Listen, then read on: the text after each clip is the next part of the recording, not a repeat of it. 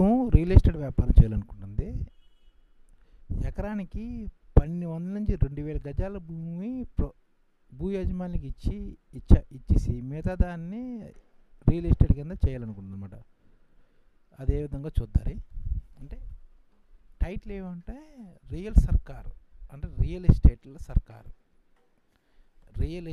సర్కారు అని టైటిల్ పెడితే బాగుంటుంది. ఇప్పటికే హన్మకొండ, వరంగల్, జనగాం జిల్లాలో 27 గ్రామాల్లో 21,500 ఎకరాలను గుర్తించిన ప్రభుత్వం. ఇది ఈ పద్ధతిలో ప్రైవేట్ భూములను సేకరించి ఫ్లాట్లుగా అభివృద్ధి చేసి అది ఎకరానికి 1200 నుంచి 2000 గజాలు వాళ్ళకి ఇచ్చేస్తారన్నమాట. ఇప్పుడు హైదరాబాద్లోని ఇలాగే 2500 ఎకరాల్లో హైదరాబాద్ చుట్టూ ఉన్న భూములు వెంచర్లుగా అభివృద్ధి చేస్తారన్నమాట. ఒక 10,000 కోట్లు దీని ద్వారా సంధించాలని ప్రభుత్వం అనుకుంటుంది.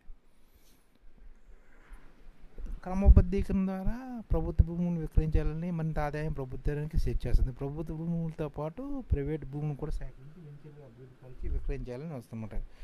ఇప్పటికే గుర్తించిన ప్రాంతాల్లో ప్రభుత్వ భూములు పక్కనే ఉన్న ప్రైవేట్ భూములు గుర్తించిన అధికారులు ప్రభుత్వానికి ఒక నివేదిక అందించారన్నమాట. రంగారెడ్డి, సంగారెడ్డి, మేడ్చల్ల, యాదాద్రి భువనగిరిలో 5,000 ఎకరాలు ఇందుకు వీలుగా ఉన్నట్లు గుర్తించారు. ఇందులో డెవలప్మెంట్ కింద 2,000 ఎకరాల్లో 10,000 కోట్లు పొందేలా, అంటే సగం వాళ్ళకి రైతులకు ఇచ్చేసిన ఒక 25,000 ఎకరాల్లో 10,000 కోట్లు, అంటే 5,000 ఎకరాలు సేకరించి ఒక 5,000 ఎకరాలు రైతులకు ఇచ్చేస్తారు తిరిగి. దీని ద్వారా మిగతా 2,500 ఎకరాలని ఫ్లాట్ల కింద వేస్తారన్నమాట. దీని ద్వారా 10,000 కోట్లు పొందాలని ప్లానింగ్ అనమాట. హెచ్డిఎఫ్ 4 జిల్లాల్లో ఉన్న 1000 ఎకరాల అసైన్ భూమికి పైగా సర్కార్ దృష్టి సాధించమాట. వీటితో 5,000 కోట్లు రావచ్చని ఇలాగ మొత్తంగా రాష్ట్రంలో అమ్మకానికి వీలుగా ఉన్న 13,000 ఎకరాల భూములను ప్రభుత్వం గుర్తిందన్నమాట. రాష్ట్ర వ్యాప్తంగా ఇలా 13,000 ఎకరాల భూములు అన్నమాట. ఇక అసైన్ మంత్ అనమాట. ఇది కాకుండా అసైన్ పట్టణాలు, నగరాలు, విలువైన ప్రాంతాల్లో జాతీయ రహదారుల సమీపంలో అసైన్ భూములపై సర్కారు కన్నేసిందన్నమాట. విలువైన భూములతో రియల్ ఎస్టేట్ వ్యాపారం చేసేందుకు వెంచర్లుగా అభివృద్ధి చేయాలని యోచనలు ఉందన్నమాట. సాగుయోగ్యంగా లేని భూములతో ఇటు ప్రభుత్వం అటు అసైన్లు అంటే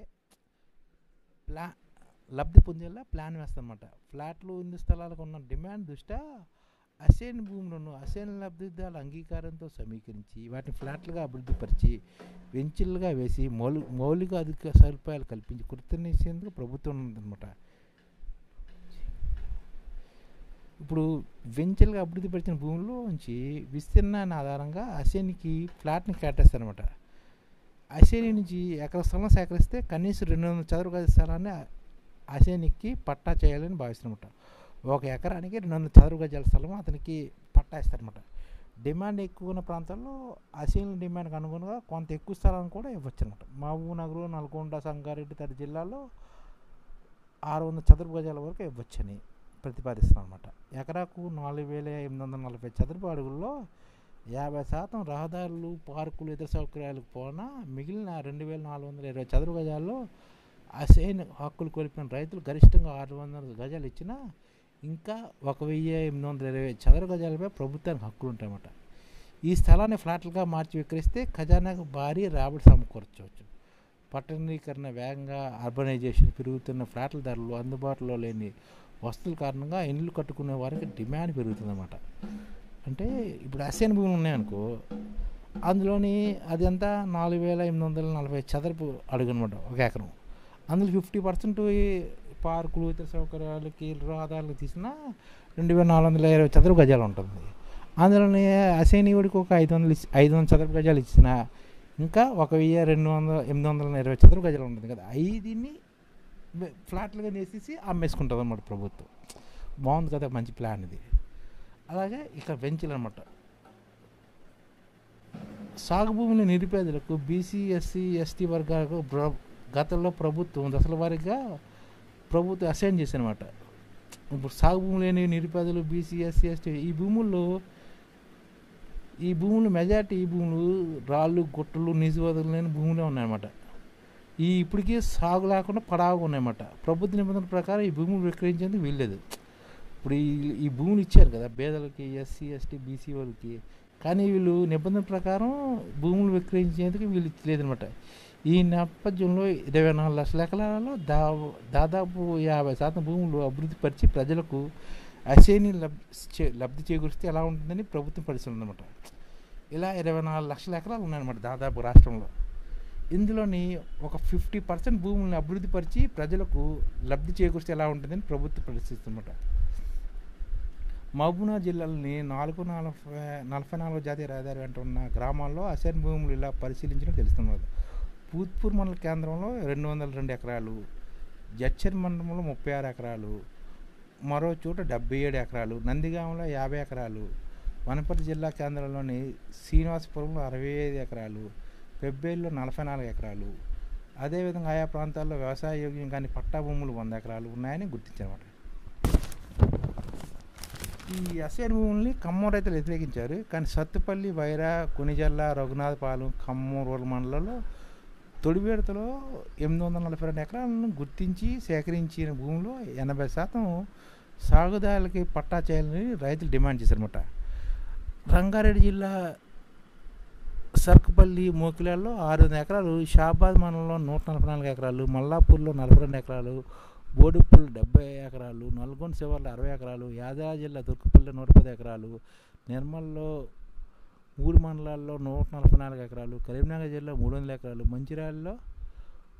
మంచిర్యాలలోని బెల్లంపల్లిలో 100 ఎకరాలు ఉన్నాయన్నమాట. ఇలాంటివి ఈ భూములు కూడా వెంచర్లు వేసేసి ప్లాన్లో ఉందన్నమాట ప్రభుత్వం. అసెన్ భూమి సర్కారు నిరుపేద హక్కుల విషయంలోనూ పునరాలోచిస్తుందన్నమాట. తెలంగాణ అసేన్ భూములు బదలాయింపు నిషేధ చట్టం 1977కు సవరణ చేస్తేనే ఏదైనా చేసే వీలుంటుంది. రాష్ట్రంలో ఎక్కడ చూసినా ఎకరా 40 లక్షలు తగ్గలేదు. ఇటువంటి తరుణంలో పట్టణ భూములకు హక్కులు కల్పిస్తే పెద్దగా ప్రయోజనం ఉండదని గుర్తిస్తుందన్నమాట. ఈ నేపథ్యంలోనే వీటిని నమ్ముకున్న పేదలకు ఆర్థిక భరోసా కల్పించాలని ఈ పుల్లింగ్ విధానమే బెటర్ అని అంటున్నమాట. అసేన్ భూమి చేసిన భూముల్లో 40% భూములు అసేన్ చేతుల్లోనూ లేవని ప్రభుత్వ వద్ద సమాచారం ఉంది. ఇప్పుడు అసేన్ చేశారు భూములు, ఇందులో 40% ప్రజల చేతిలో ఈ అసేన్ చేతిలో లేమో. రాష్ట్రంలో 15 లక్షల మందికి 24 లక్షల ఎకరాలు అసేన్ చేశారనమాట. ఇది రాష్ట్రంలోని 15 లక్షల మందికి 24 లక్షల ఎకరాలు. వీటిలో సింహభాగం ఆక్రమణలో విక్రయాలకు గురయ్యారు. ప్రభుత్వం గుర్తించింది. భూముల ధరలు పెరగడం, వాటి పరిరక్షణ కష్టసాధ్యమైన నేపథ్యంలోనే సాగు యోగ్యత. ఈ ఛానల్ ముఖ్య ఉద్దేశం ఏంటంటే మన తెలుగు రాష్ట్రాల్లో 1 కోటి మందికి సంఘటిత రంగాల్లో ఏ విధంగా ఉద్యోగాలు ఇవ్వవచ్చు, కనీస నెల జీతం 30,000 వరకు ఏ విధంగా ఇవ్వవచ్చు, ఏ విధంగా చేస్తే ఉద్యోగాలు సృష్టించబడతాయో వివరిస్తూ ఈ ఛానల్ వీడియోలు వస్తాయి. అలాంటి వీడియోలు మీకు కావాలంటే మన ఐడిఎఫ్ భాస్కర్ ఛానల్ని సబ్స్క్రైబ్ చేసుకోండి. ఐడిఎఫ్ అంటే ఇండియన్ డెవలప్మెంట్ ఫోర్స్. ఈ వీడియోలు చూసిన తర్వాత మీకు నచ్చితే లైక్ చేయండి, మీ ఫ్యామిలీ మెంబర్స్కి షేర్ చేయండి, మరియు మీ ఫ్రెండ్స్కి షేర్ చేయండి. Thank you. నమస్కారం.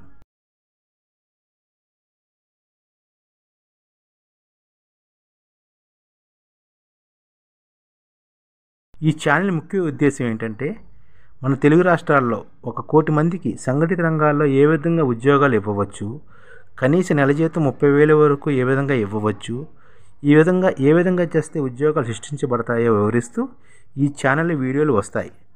అలాంటి వీడియోలు మీకు కావాలంటే మన ఐడిఎఫ్ భాస్కర్ ఛానల్ని సబ్స్క్రైబ్ చేసుకోండి. ఐడిఎఫ్ అంటే ఇండియన్ డెవలప్మెంట్ ఫోర్స్. ఈ వీడియోలు చూసిన తర్వాత మీకు నచ్చితే లైక్ చేయండి, మీ ఫ్యామిలీ మెంబర్స్కి షేర్ చేయండి, మరియు మీ ఫ్రెండ్స్కి షేర్ చేయండి. Thank you. నమస్కారం.